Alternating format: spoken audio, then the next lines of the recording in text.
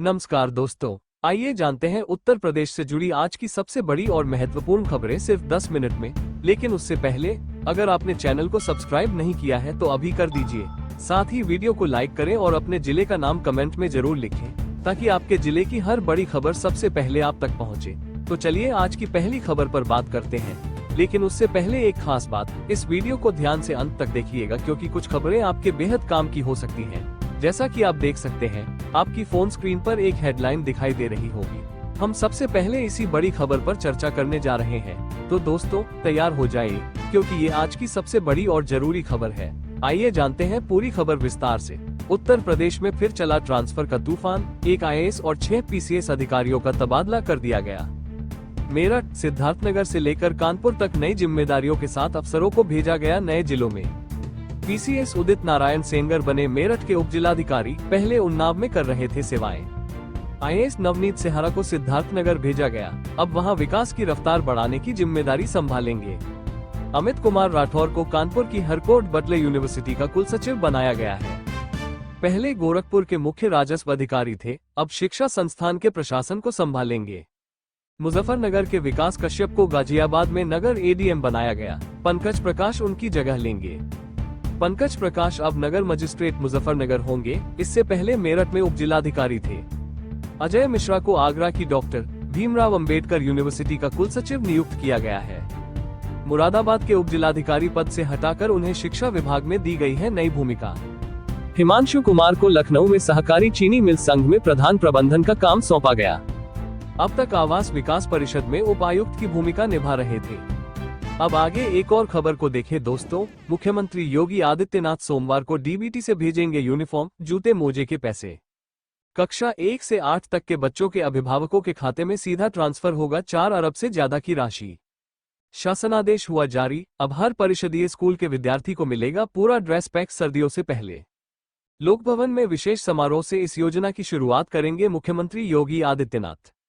अब इधर देखिए, अगली खबर आ रही है। अब यूपी रोडवेज की बसें रात में नहीं चलेंगी, 8 बजे के बाद अगली बस सुबह ही मिलेगी।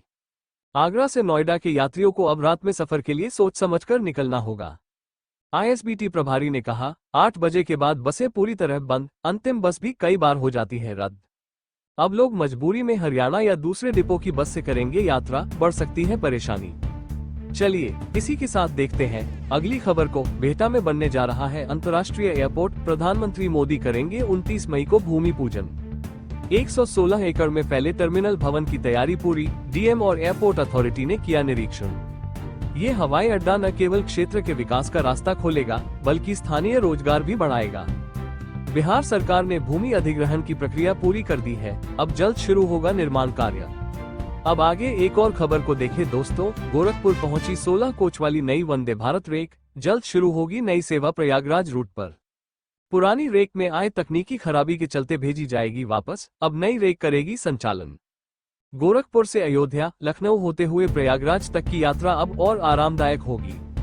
अब आगे एक और खबर को देखें दोस्तों। पर्यटन को बढ़ावा देने के लिए यूपी सरकार ने कसी कमर। प्रदेश के 138 होटलों और रिजॉर्ट्स को मिला स्टार वर्गीकरण का सम्मान।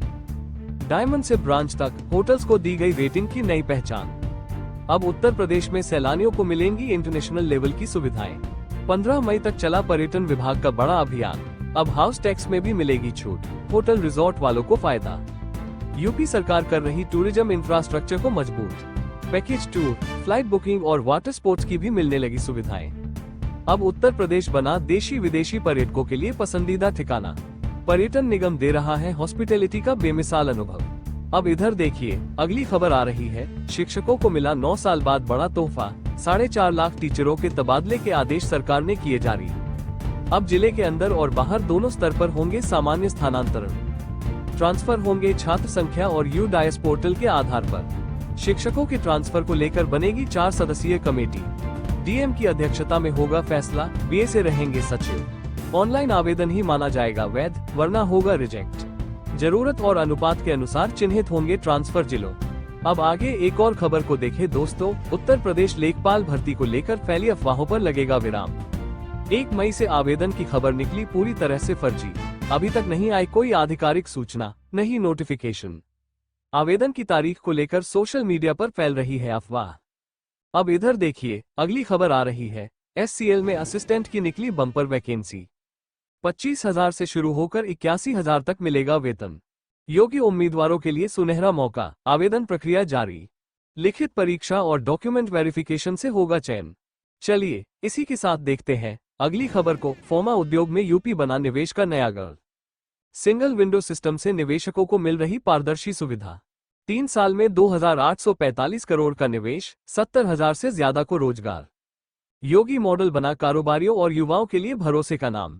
अब आगे एक और खबर को देखें दोस्तों। उत्तर प्रदेश में किसानों और युवाओं के लिए खुला रोजगार का नया द्वार। ODOP में फूड प्रोसेसिंग को मिली हरी झंडी।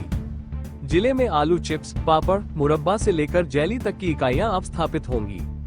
कांच की चूड़ियों से जगाई पहचान, अब फूड यूनिट्स की भी बढ़ेगी शान। शहर के परंपरागत उद्योग को ODOP योजना से मिलेगा नया विस्तार। किसानों की मेहनत को मिलेगा मूल्य। आलू की खेती में अब चमकेगा भविष्य। जिले में आलू की खेती का दायरा पहुंचा है 48,000 हेक्टेयर तक। अब आगे एक और खबर को देखें दोस्तों। हरियाणा में फिर बढ़ने लगा कोरोना। अब तक 5 मामलों की हो चुकी है पुष्टि। गुरुग्राम और फरीदाबाद में सामने आए पॉजिटिव केस, स्वास्थ्य विभाग अलर्ट पर। सेहतपुर निवासी सिक्योरिटी गार्ड को हुआ संक्रमण, दिल्ली में जांच के बाद निकला पॉजिटिव। JN.1 वेरिएंट को बताया गया कम गंभीर, पर सतर्कता बरतने की सलाह जारी। अब इधर देखिए, अगली खबर आ रही है। PM किसान योजना के बदले नियम, अब ऑनलाइन जमाबंदी दिखाना हुआ जरूरी। केवल जमीन मालिक किसान ही पाएंगे योजना का लाभ, बाकी होंगे वंचित।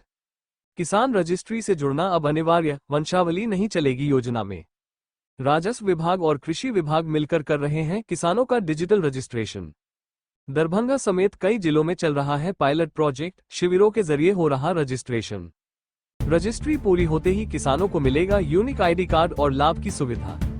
अब इधर देखिए, अगली खबर आ रही है। उत्तर प्रदेश में बारिश और झोंकेदार हवाओं का असर, गर्मी से मिली राहत। गोरखपुर और हाथरस में तापमान में 9 डिग्री तक की गिरावट दर्ज। मौसम विभाग ने जारी की चेतावनी, प्रदेश के 65 जिलों में तेज हवाओं और वज्रपात के आसार। 40 से 60 किलोमीटर प्रति घंटे की रफ्तार से चल सकती हैं तेज हवाएं। अरब सागर के कम दबाव के कारण बारिश का दायरा और तीव्रता दोनों बढ़ने की संभावना। इस बार मानसून की दस्तक समय से पहले पड़ने की उम्मीद जताई गई। अब इधर देखिए, अगली खबर आ रही है। प्रधानमंत्री मोदी की बीकानेर में ऐतिहासिक जनसभा, पाकिस्तान को दी कड़ी चेतावनी। कहा अब हर आतंकी हमले की चुकानी होगी बड़ी कीमत, सेना और अर्थव्यवस्था दोनों पर पड़ेगा असर। मोदी ने 2 टूक कहा, भारत से सीधी लड़ाई में पाकिस्तान को हर बार हार का सामना, अब आतंक के हर वार का दिया जाएगा जवाब। मां भारती का सेवक पूरी तरह तैयार, मोदी का लहू गर्म और दिमाग ठंडा। ऑपरेशन सिंदूर की कामयाबी के बाद बोले PM, पाकिस्तान को बताया डर फैलाने वाला, पर भारत को बताया डर से लड़ने वाला। तो दोस्तों, ये थी आज की कुछ महत्वपूर्ण खबरें और जानकारियां जो आपके लिए बेहद उपयोगी साबित हो सकती हैं।